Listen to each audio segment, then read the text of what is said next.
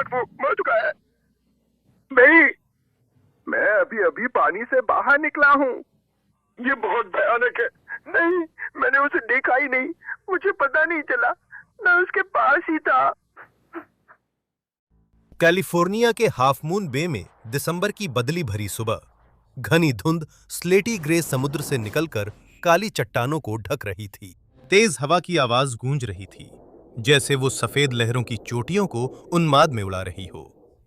Mark फू धुंध से अपनी सर्फबोट पर सवार होकर निकले और तट की ओर बढ़ती पानी की अनंत दीवार की तरफ बहते चले गए। लहर चोटी बनाने लगी और ऊपर उठने लगी, जैसे आसमान छूना चाहती हो। मार्क ने मुड़कर तेज पैडलिंग की, खुद को उस जलदैत्य को पकड़ने के लिए सही जगह पर रखा। जैसे ही लहर उनके ऊपर से घूमने लगी और एक गुफानुमा सुरंग में बदलने लगी, मार्क फू तुरंत अपने पैरों पर खड़े हो गए। मार्क फू को यह बिल्कुल भी पता नहीं था कि जब वो इस लहर का पीछा करते हुए अकल्पनीय ऊंचाइयों तक जा रहे थे, तो आज उनका आखिरी दिन होगा।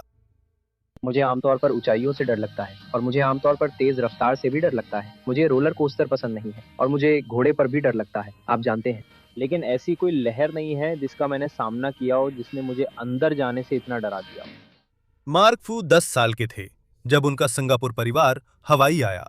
वहीं उन्होंने तैरना सीखा और सर्फिंग के प्रति जुनून विकसित किया। सप्ताहांत पर उनके पिता चार्ली, मार्क और उनके भाई बहनों को ओआहू के दक्षिणी तट पर ले जाते थे। वे पूरा दिन गर्म फिरोजी पानी में मस्ती कर हल्की लहरों पर सवार होकर रेत तक पहुंचते थे। बचपन के वे आनंदमय सप्ताहांत मार्क को समुद्र से बेहद मोहित कर गए थे। 2 साल स्वर्ग में बिताने के बाद फू परिवार वॉशिंगटन डीसी के ठंडे कंक्रीट के जंगल में आ गया। मार्क अपने उष्णकटिबंधीय आश्रय से दूर होकर बहुत दुखी था। अब वे दिन चले गए जब उसकी पीठ पर धूप और तन पर पानी की छुअन होती थी।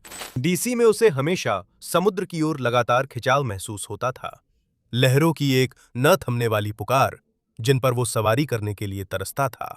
14 साल की उम्र में समुद्र के आकर्षण से मार्क फ्लोरिडा भाग गया। कुछ शानदार हफ्तों तक उसने फिर से आजादी का स्वाद चखा।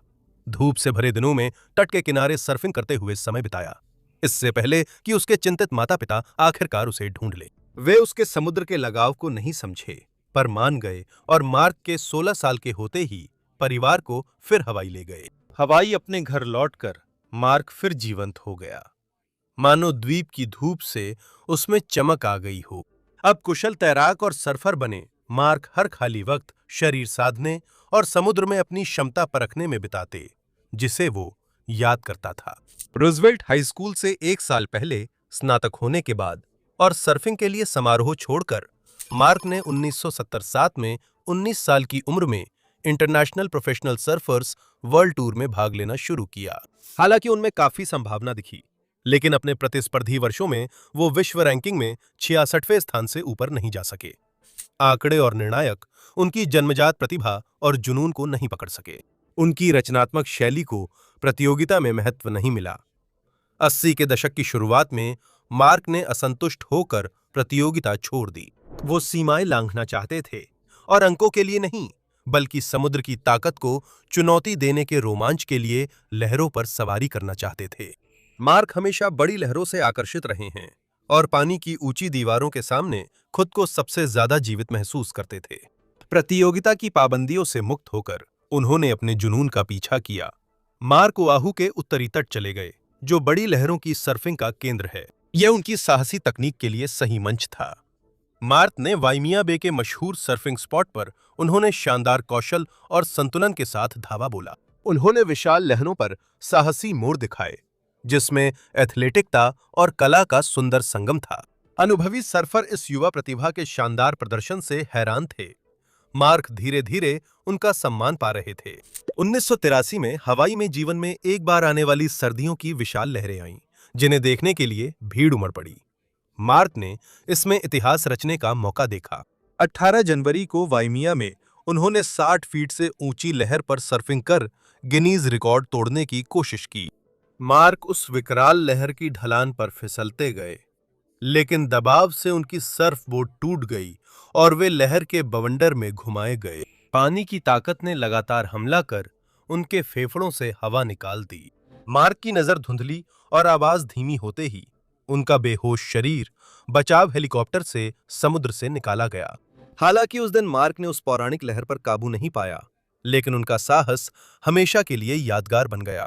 एक गुस्सैल दैत्य के हाथों इतनी भयानक दुर्घटना से बच निकलना मार्क की छवि को एक सर्फिंग लेजेंड के रूप में मजबूत कर गया। मार्क ने मौत के करीब जाने के अनुभव से अपनी जिंदगी के दर्शन बताए।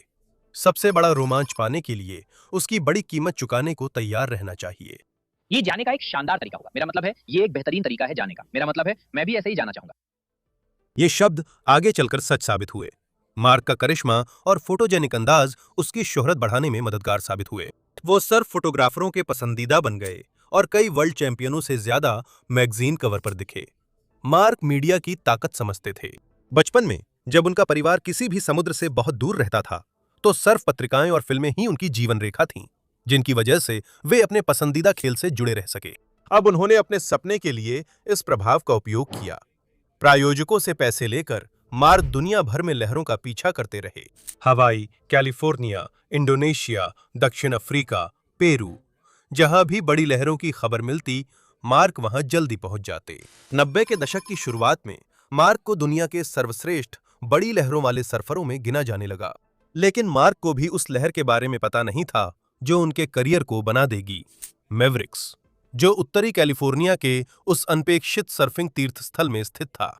मैवरिक्स दशकों तक गुप्त रहस्य रहा। ये दूरस्थ पथरीला स्थान सिर्फ खतरनाक यात्रा के बाद ही पहुंचा जा सकता था।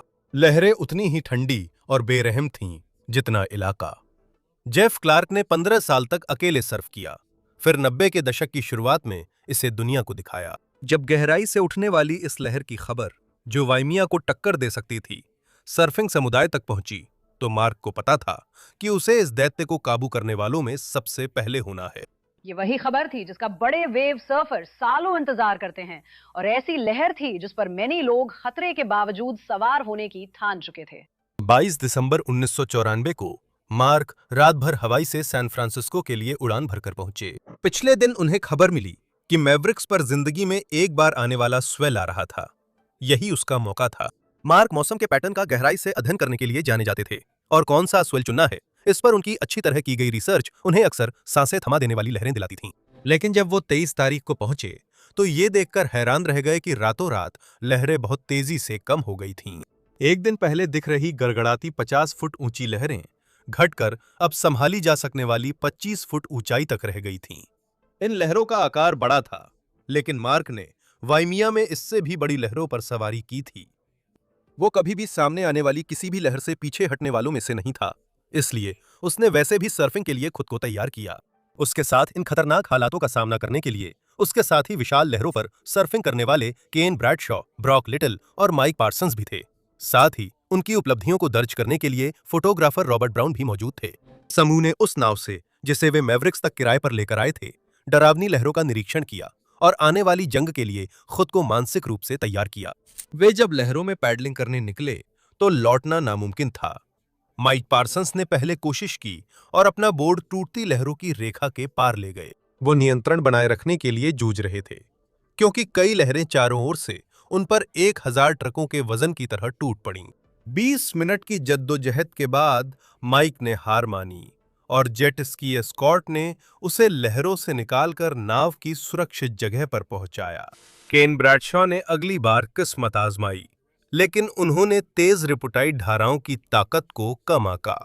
उनकी लीश पानी के नीचे की चट्टानों में फंस गई और उन्हें जबरदस्त ताकत से नीचे खींच लिया गया। लहरों की मार ने बाहर निकलने का कोई मौका नहीं छोड़ा। अनगिनत सेकंडों तक वो नीचे दबे रहे, जब तक कि आखिरकार वो खुद को छुड़ाकर बाहर नहीं आ गए। हिल गए थे, लेकिन सुरक्षित थे। अपने दोस्त के इतने करीब से बच निकलने के बावजूद मार्क इन विशाल लहरों के बीच जाने के लिए बेताब थे, जिनके लिए वो इतनी दूर सफर करके आए थे। ब्रॉक मार्क के नक्शे कदम पर चले और 1 घंटे बाद लहरें शांत होने पर वे भी पैडलिंग करते हुए बाहर गए। वे बारी बारी से लहरें लेते रहे और एक दूसरे को इन विशाल लहरों की दीवारों पर और भी साहसी हवाई करतब करने के लिए उकसाते रहे। 1 घंटे तक खतरे से खेलते और बाल बाल बचते रहने के बाद मार्क के दोस्तों ने दिन खत्म करने का फैसला किया। इसी बीच मार्क ने अपने सत्र को खत्म करने के लिए जो लहर चुनी, वो लगभग 20 फीट की एक हल्की लहर लग रही थी, जो कि उन 50 फीट ऊंची लहरों से बहुत अलग थी, जिन्हें यह अनुभवी और फुर्तीला सर्फर पहले जीत चुका था। बाकी सर्फर जेट स्की वापस ला रहे थे और समुद्र से लड़ाई के बाद सामान समेट रहे थे, इसलिए उनका ध्यान कहीं और था। लगभग 90 मिनट बीत गए इससे पहले कि यह खबर फैल गई कि किसी तरह मार्क का कोई पता नहीं था। मार्क कहाँ है पता है? क्या तुमने मार्क को अंदर की ओर पैडल करते हुए या बाहर आते वक्त देखा? अपने लापता दोस्त का कोई सुराग पाने की बेचैनी में उसके साथी चारों ओर फैलकर उसकी तलाश करने लगे। कई दर्दनाक मिनट बाद जब मार्क का शरीर तटरेखा के साथ 1 मील आगे सतह पर आया, वो ऊंची चट्टानों से घिरे बंदरगाह में बह गया। कोस्ट गार्ड के जहाज ने उसकी निष्क्रिय देह को केल्प के बीच पाया। ऊपर उदास सीगल्स दुख में चिल्ला रही थीं। मार्क के दोस्त इस बात पर यकीन नहीं कर पा रहे थे कि इतना अनुभवी सर्फर इतनी चुपचाप कैसे चला गया। मैं खुद उस घटना से बच जाने और उस दिन को जी लेने की सबसे बड़ी खुशी से ऐसी गहरी निराशा में चला गया जैसा मैंने पहले कभी महसूस नहीं किया था। उस दिन मौत से उनकी पिछली मुठभेड़ें आगामी त्रासदी की चेतावनी जैसी लगीं। किनारे से दिखती लहरें दृष्टि भ्रम के कारण छोटी लग रही थीं। मैवरिक की लहरें नुकीले किनारे की चट्टानों और रीफ के पास टूटती हैं। फीके धूसर आसमान की उल्टी रोशनी में असली हालात समझना मुश्किल था। जैसे ही मार्क ने बाहर की ओर पैडल किया, उसकी उग्रता दिखने लगी। ठंडा, ताकतवर और उफनता पानी ऐसा लग रहा था मानो वह उन्हें नष्ट करना चाहता हो। मार्क यात्रा से थके थे, लेकिन उन्होंने थकान नजरअंदाज कर मौके का पूरा फायदा उठाया। उन्होंने लहर चुनी और उसकी रफ्तार से मेल खाते हुए तेज पैडल मारा। लहर की ढलान से नीचे उतरना अंतहीन रूप से खड़ी महसूस हो रही थी। आधे रास्ते में मार्क एक अनपेक्षित ऊबड़ खाबड़ हिस्से से टकरा गए, जिससे उनका बोर्ड उनके नीचे से फिसल गया। वह 25 फीट नीचे बिना सहारे गिरे और इतनी जोर से पानी पर गिरे कि उनकी सांस रुक गई। लहर ने मार्क को बेरहमी से पीटा और 3 जोरदार झटकों से पानी के नीचे दबाए रखा। सिर एक भयानक चटाक के साथ रीफ से टकराया और उनकी आंखों के सामने तारे चमक उठे। मार्क को कई मिनटों तक पानी में रोके रखा गया। वह सतह पर नहीं आ सके। अंततः लहरें शांत हुईं और उनका बेसुध शरीर सतह पर आ गया। टखने से बंधे सर्फ बोट के कारण उनका शरीर सतह पर तैरता रहा। जैसे ही हम उसके बोर्ड के पास पहुंचे, हमें एहसास हुआ कि वो अभी भी अपने बोर्ड से बंधा हुआ है। वो सतह पर ही तैर रहा था। अब बदनाम मैवरिक्स में मार्क की मौत की खबर सर्फिंग समुदाय में तेजी से फैल गई। मार्क जैसे अनुभवी दिग्गज जो उस लहर पर सैकड़ों बार सवार हुए, कैसे ऐसी त्रासदी का शिकार हो सकते हैं? उस दिन की रिपोर्टों की अविश्वसनीयता ने दिखा दिया कि वे अपने सबसे कुशल सर्फरों में से एक को खो चुके हैं। मार्क फू जैसे दिग्गज का मामूली लहर से हारना तर्क के खिलाफ था। वहां जाकर उन्हें देखना ताकि ये मानना शुरू किया जा सके कि ये सच भी हो सकता है। और मैं घुटनों के बल बैठ गया। मैंने प्रार्थना की। मैंने मार्क को पकड़ा, उसकी बाह पकड़ी, उसकी छाती को थामा और कहा, क्यों क्यों? आधिकारिक मृत्यु का कारण डूबना। इस अविश्वसनीय हादसे की जांच ने कई जानकारियां दी। मार्क के अनुभव ने शायद आत्मसंतोष पैदा कर दिया था। यात्रा की थकान और छोटी लहरों से बहलाए गए मार्क ने अपनी सामान्य बारीकी और सटीकता के बिना एक साधारण रास्ता चुना। बीच में रुकावट से टकराकर मार्क अपनी एक दुर्लभ चूक में नीचे की धारदार रीफ पर जोर से जा गिरे। मार्क को उसकी बोट से जोड़ने वाली डोरी फिर नुकीले पत्थरों में फंस गई, जिससे वह पानी के नीचे फंस गए।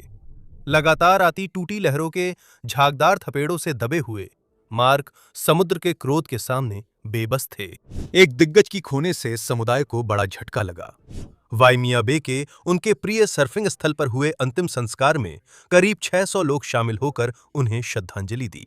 मार्क की राख उस जगह बिखेरने पर जहां वह सबसे ज्यादा जीवित महसूस करते थे, कुछ लोगों ने पूछा, क्या अंतिम कीमत स्वीकार करने के उनके मंत्र ने उनकी जल्दी मौत का संकेत दिया? क्या उस दिन एक साधारण लहर ने सर्फिंग के महान व्यक्ति को अन्यायपूर्ण तरीके से छीन लिया था? मार्क के करीबी सर्फर जानते थे कि वह जोखिम के बावजूद आपदा से बचने के लिए हमेशा सावधानी बरतते थे। मार्क बस अपने जुनून को जी रहे थे जब किस्मत ने दखल दिया। उनकी मैवरिक्स में मौत ने बड़ी लहरों पर सर्फिंग की सुरक्षा पर बहस छेड़ दी। मैवरिक्स के दूरस्थ ठंडे पानी और खतरनाक पानी के नीचे की चट्टानें कौशल की जरूरत और जोखिम दोनों बढ़ा देती हैं। मार्क ने फ्लोटेशन डिवाइस नहीं पहनी थी। वे गिरने पर फिर बोट तक लौटने के लिए सिर्फ बोट की लीश पर निर्भर थे। कुछ लोगों का मानना है कि दुर्भाग्य से वही लीश उनके लिए घातक बनी क्योंकि वह उलझ गई। इससे लीश की विश्वसनीयता पर बहसें छिड़ गईं, जो आज भी सर्फिंग में जारी हैं। अगर आपको ये कहानी दिलचस्प और दिल तोड़ने वाली लगी हो तो कृपया लाइक बटन दबाएं और ऐसे और किस्सों के लिए चैनल को सब्सक्राइब करें। उम्मीद करता हूं कि अगली कहानी में आपसे फिर मुलाकात होगी।